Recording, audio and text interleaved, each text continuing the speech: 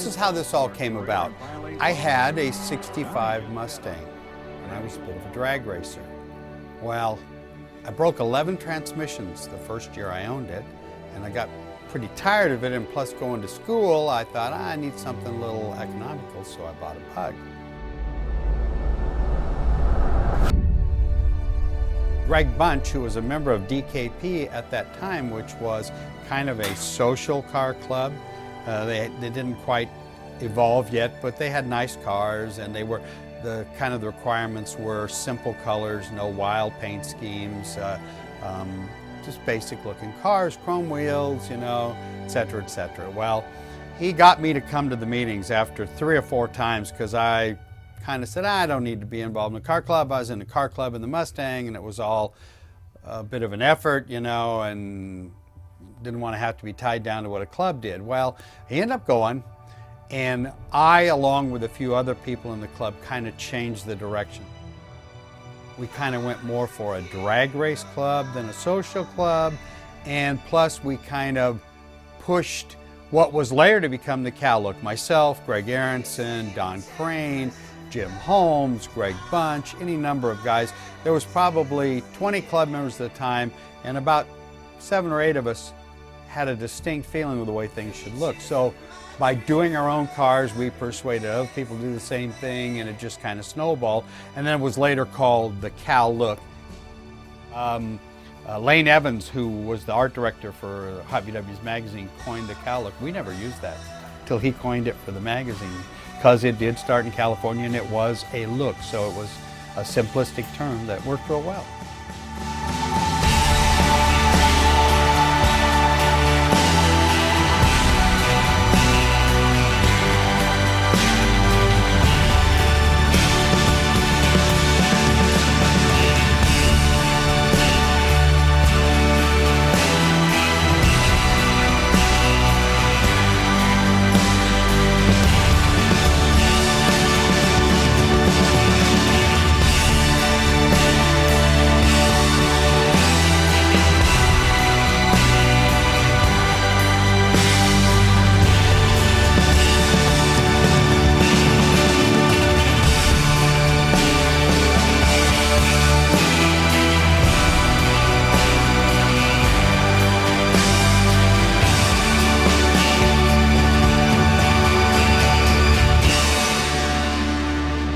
The thing about it is that we really weren't trying to create something. We were doing what in your head you thought, this looks good, this is cool, this is what we want to do. So it evolved. It became what you know as the Cal Look, which is either with trim or without trim, mostly without trim, basic colors, the primary colors, red, black, blue, white, etc., with a nose-down attitude.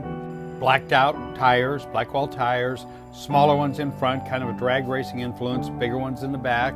And of course, we fell in love with BRM wheels. When we first found the BRM wheel, it was being sold by Impey, and nobody really realized what it was. It was a magnificent magnesium wheel made by the famous Speedwell company of the UK, and it was virtually weightless.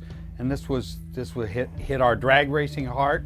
Plus they looked neat. They kind of had that iron cross blacked out look to them. Of course, they went on to become the iconic Cal Look wheel. We kind of went into, it was Brad's upholstery did the interiors because he did things. There's the famous biscuit and biscuit pattern.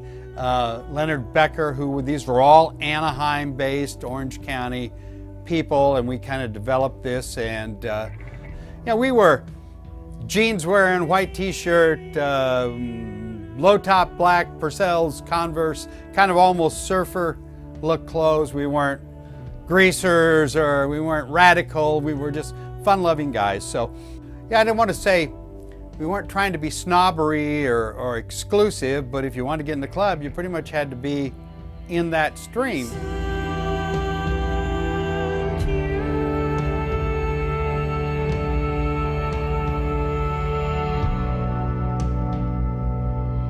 The very first bug-in occurred, and I think it was in 1968, and we were asleep at the front gate you know, in the morning and got up, and we're the first ones in the buggy in. And then we developed our club display, and all the other clubs, they all had their own personality. A lot of them emulated us, and it was the best form of flattery. And again, we weren't snobs. We enjoyed companionship with all the other clubs. We used to go hang out with them, DRF, Newport Beach Volkswagen, Santa Ana Volkswagen, all those different guys, and we all had a great time. There was no cognizant thought that we are the Cal Look guys, we're DKP. That stood for something. That stood for when we put on a display at the Buggy, it had to be the very best, so we went way over the top.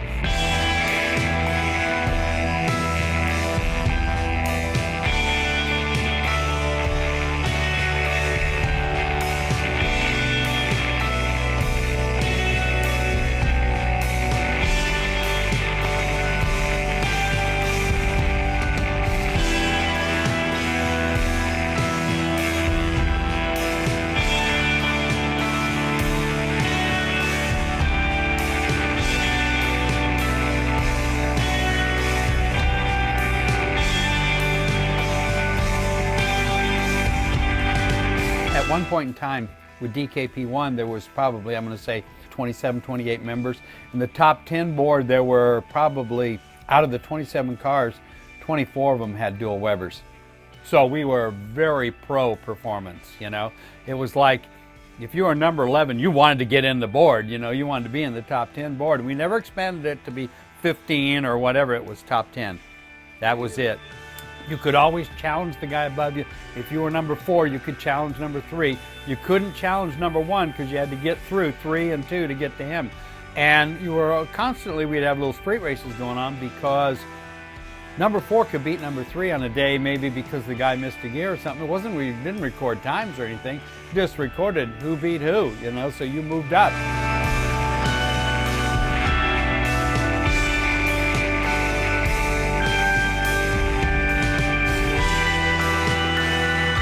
Now, in later years, we were going a lot of drag racing. We had ETs up there because you had one, but that didn't matter.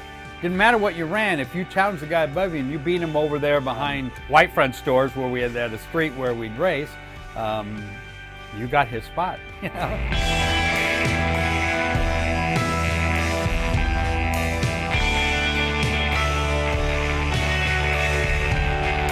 And then, of course, we ended up evolving into having a couple race cars. Doug Gordon, who was a great member of the club, convinced me, it wasn't any problem at all, convinced me that we should turn his street car into a drag car and I would get to drive. So it was like that, it was easily done. We called it the Underdog because we were mostly racing V8s and stuff, and we were the little guy, and the Underdog cartoon character seemed appropriate, so we were the Underdog. Greg had the Tar Baby, which is a gorgeous Cal Look car. He raced it a couple times, he won the Winter Nationals, but he tagged the guardrail at Orange County, got loose on him, and it kind of, I don't know what the right term is, it kind of made him, well, I don't want to do this anymore. I said, really? And he said, yeah, I want to get rid of this. And I said, oh, really? What do you want for it? When he told me the number, my eyes got big, and Mike Hunsaker and I bought it.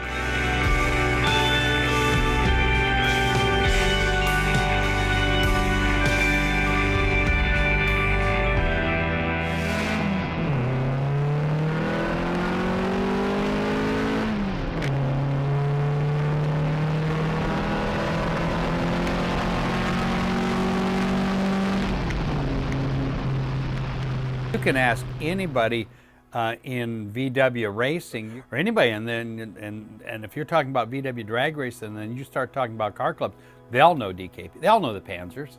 And it was a very special group of people, and it seemed to attract just, you know, that kind of easygoing, you know, loving your car, no frills, relaxed California guy.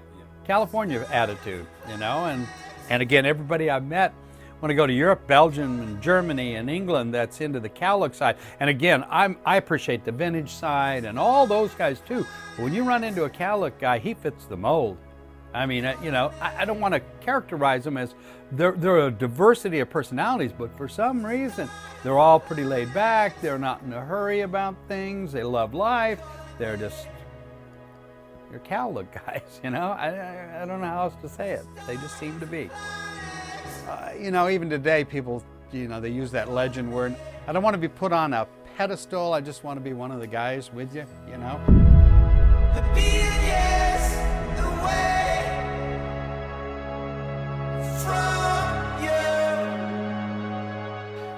As long as I'm on the planet, I still love Volkswagens. I don't know that we started it. It's a German creation, but I think in a certain genre, call it the cow look, whatever you want, we created something that's now a worldwide thing.